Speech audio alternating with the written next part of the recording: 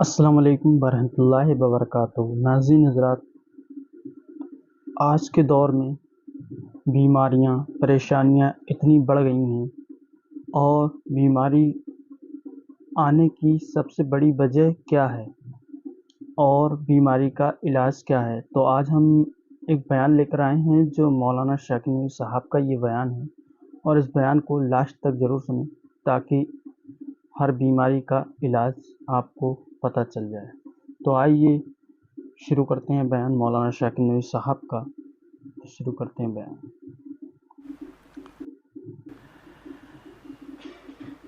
آج ہم دیکھ رہے ہیں کہ بیماریاں بڑی تیزی سے پھیل رہی ہیں اور انسان کے لیے علاج یہ مشکل سے مشکل ترین ہوتا جا رہا ہے۔ اگر گھر کا ایک فرد بیمار ہو جائے تو گھر کی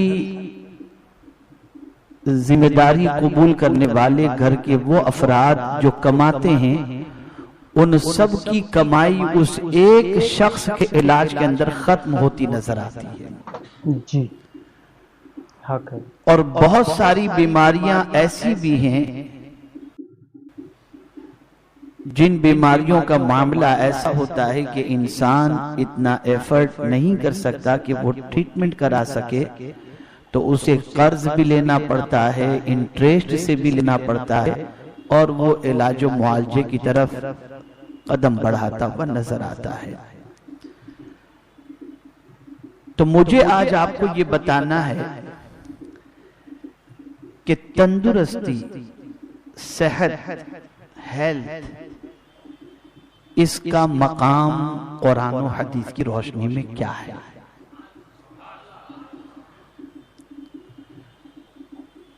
اور وہ کون سی چیزیں ہیں جس کی وجہ سے بیمار انسان ہوتا ہے،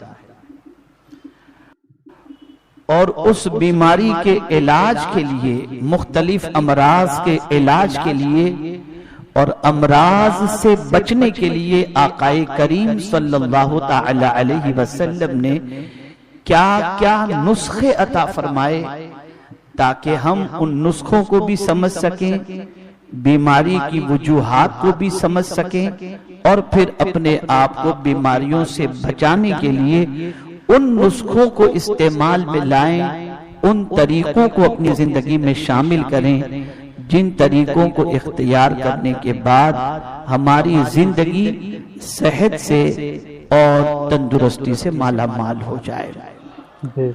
سب سے پہلے ہیلتھ کی اہمیت اسے میں سمجھاؤں۔ میرے پیارے آقا صلی اللہ تعالی علیہ وسلم کے پیارے دیوانوں، بڑا مشہور مقولہ ہے کہ ایک تندرستی ہزار نعمت۔ بے شک، سبحان اللہ۔ زبان خاص و عام ہے، تو انسان تندرستی کو نعمت سمجھتا ہے، لیکن اس تندرستی اور صحت کے سلسلے میں کہ یہ کتنی بڑی نعمت ہے اور اس کا کتنا کیئر کرنا چاہیے، اور اس کے حوالے سے ہمیں کتنا الرٹ رہنا چاہیے، اور اللہ کے رسول صلی اللہ علیہ وسلم کے نزدیک اس کی اہمیت کیا ہے، اسے سمجھیں۔ رسول اعظم صلی اللہ علیہ وسلم نے ارشاد فرمایا، دو نعمتیں ایسی ہیں کہ اس کے سلسلے میں لوگ غفلت کے شکار ہو جاتے ہیں اور اس کی قدر کرتے ہوئے نظر نہیں آتے۔ آقا کریم صلی اللہ علیہ وسلم کے ارشاد کے مفہوم کی روشنی میں، اور وہ دو نعمتیں کون سی ہیں؟ اکثر لوگ اس کی قدر نہیں کرتے، اکثر لوگ ان دو نعمتوں کی قدر نہیں کرتے۔ وہ دو نعمتیں کون سی ہیں؟ تو میرے آقا صلی اللہ علیہ وسلم نے ارشاد فرمایا، الصحت والفراغ، صحت یعنی تندرستی اور فراغ یعنی فارغ البالی. اب آپ سوچیں گے یہ فارغ البالی کیا ہے؟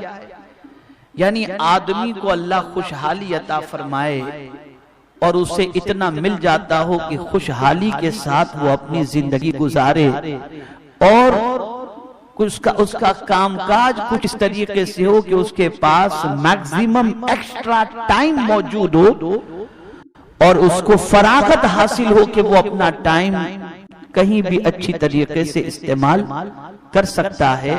تو ایسا فارغ البال شخص اور صحت مند شخص، یہ صحت مندی بھی اللہ کی نعمت ہے اور فارغ البالی بھی اللہ کی نعمت ہے، لیکن اکثر لوگ ایسے ہیں جو ان دو نعمتوں سے فائدہ اٹھانے کی بجائے ان دو نعمتوں کی ناقدری کرتے ہیں.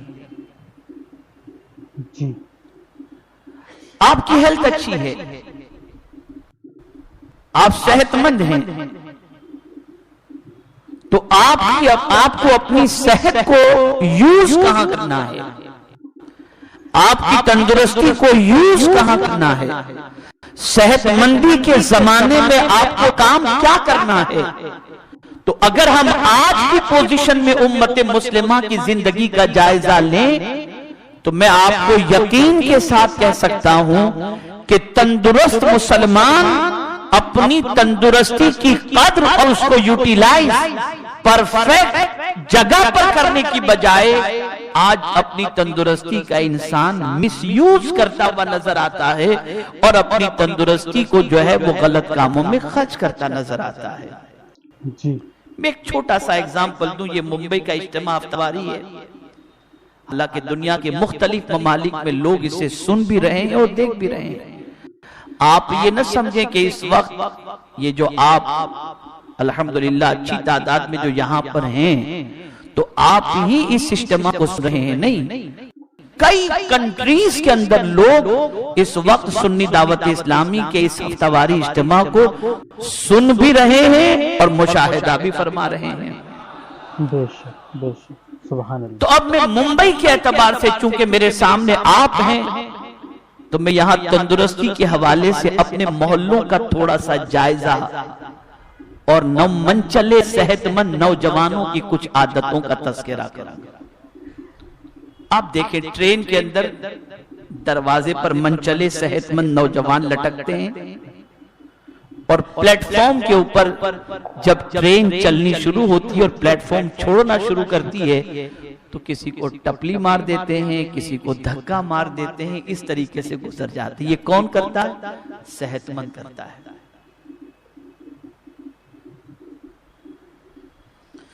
اسی طریقے سے بائک اسٹنٹ کے حوالے سے آپ دیکھیں یہ کون کرتا ہے؟ تندرست نوجوان ہے تو گلیوں میں جب وہ بائک چلائے گا تو اس کی رفتار،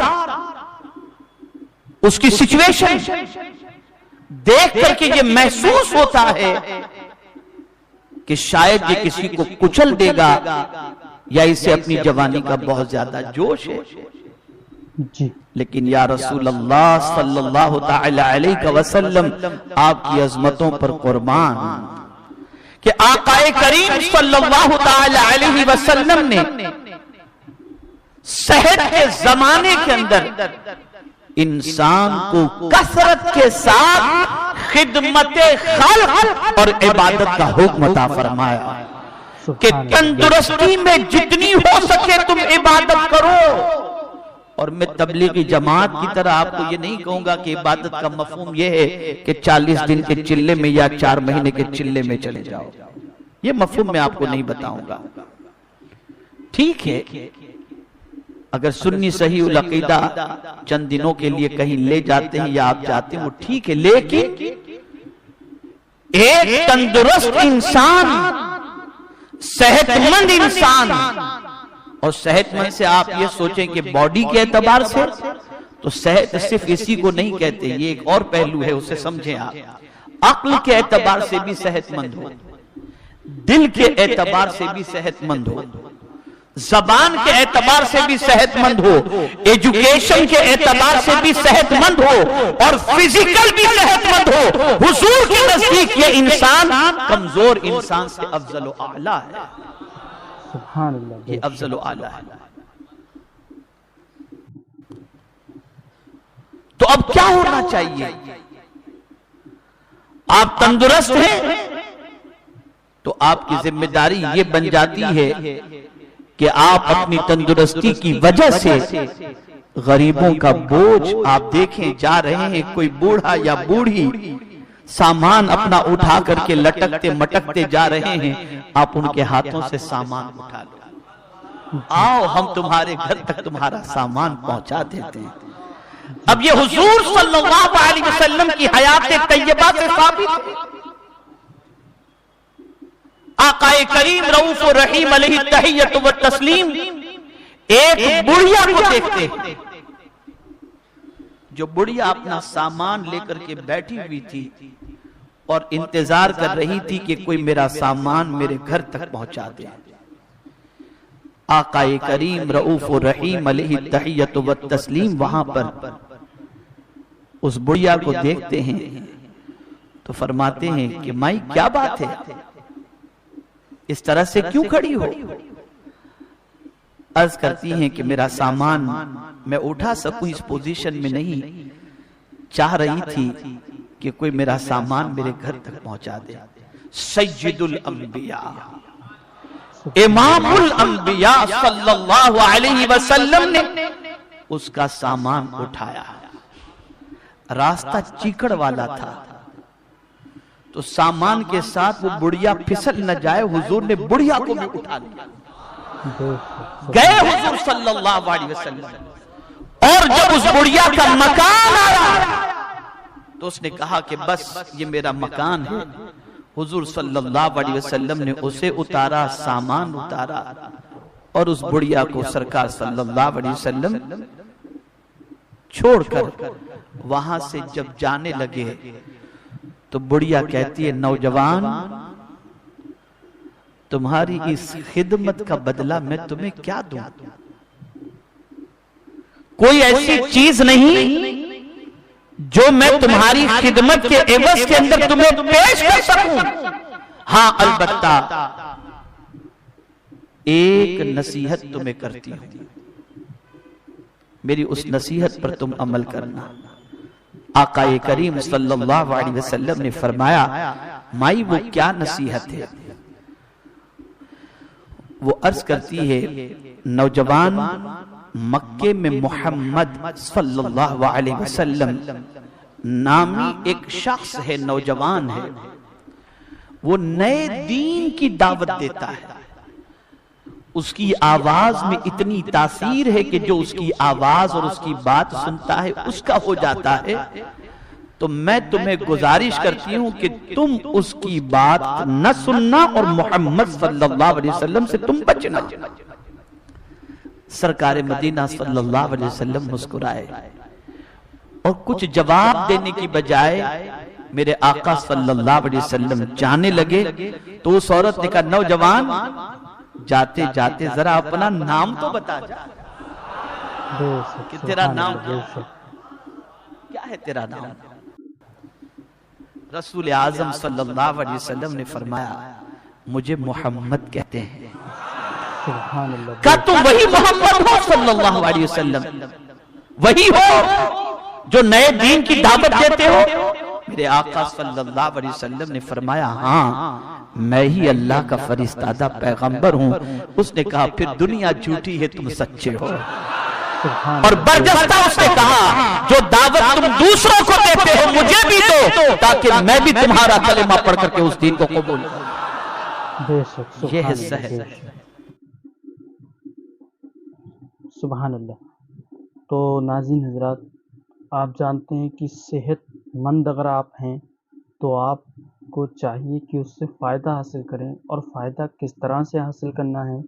جیسا کہ آپ صحت مند ہیں تو آپ چاہیں تو کسی کی مدد کر سکتے ہیں، کسی کے کام میں ہاتھ بٹا سکتے ہیں۔ تو اس طریقے سے آپ لوگ مدد کرا کریں، پریشانوں کی مدد کریں، یہ عمل جاری رکھیں تاکہ مذہب اسلام اور تیزی کے ساتھ پھیلتا رہے اور اللہ کے کرم سے ہم سب پر اللہ کا کرم بنا رہے۔ السلام علیکم ورحمۃ اللہ وبرکاتہ۔